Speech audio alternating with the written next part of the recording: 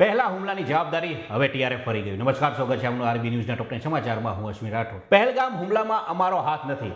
અમે હિંસામાં માનતા નથી. ભારતનું રૂખ જોઈ ટીઆરએફ ફરી ગયું. ઈરાનના રાઝાઈ પોર્ટ પર ભયાનક વિસ્ફોટ થતા 500 થી વધુ લોકો ઘાયલ થયા. પોપ ફ્રાન્સિસની અંતિમ વિધિ વેટિકનમાં શરૂ. ડોનાલ્ડ ટ્રમ્પ પણ ઉપસ્થિત. ભારતના રાષ્ટ્રપતિ પણ અંતિમ વિધિમાં હાજર. પહેલગામ હુમલામાં ગુજરાત લિંક. મુદ્રા બંદરે ઝડપાયેલું 21,000 કરોડનું ડ્રગ તે આતંકવાદી ફંડિંગ માટે હતું. ગુજરાતમાં રેવન્યુ તલાટીની ખાલી પડેલી 2300 જગ્યા સ્પર્ધાત્મક પરીક્ષાથી ભરાશે. ગુજરાત ગૌણ સેવા પસંદગી મંડળે શરૂ કરી તૈયારી. ભારત પાકિસ્તાન તણાવ વચ્ચે નૌકાદળે એક્સ પર પોસ્ટ શેર કરી લખ્યું, કોઈ પણ સમયે મિશન માટે અમે તૈયાર. પાકિસ્તાનના બિલાવલ ભુટ્ટોના ઉશ્કેરીજનક ભાષણ પર કેન્દ્રીય મંત્રી પુરીએ કહ્યું, તેને કહો ક્યાંક પાણીમાં છલાંગ મારી લે. દિલ્હી મુંબઈ એક્સપ્રેસ વે પર ભયંકર અકસ્માત. સફાઈ કરી રહેલા કર્મચારીઓને પિકઅપ વાહને હડફેટે લેતા 6 લોકોના મોત. બલુચિસ્તાની બળવાખોરોએ પાકિસ્તાની સૈનિકો પર હુમલો કરતા પાકિસ્તાનના 10 સૈનિકોના મોત. ક્રિમિયા રશિયા પાસે જ રહેશે. યુક્રેન નાટોમાં જોડાશે નહીં. Donald Trump. તો આ હતા ટોપ 10 ન્યૂઝ અને હું હતો આપની સાથે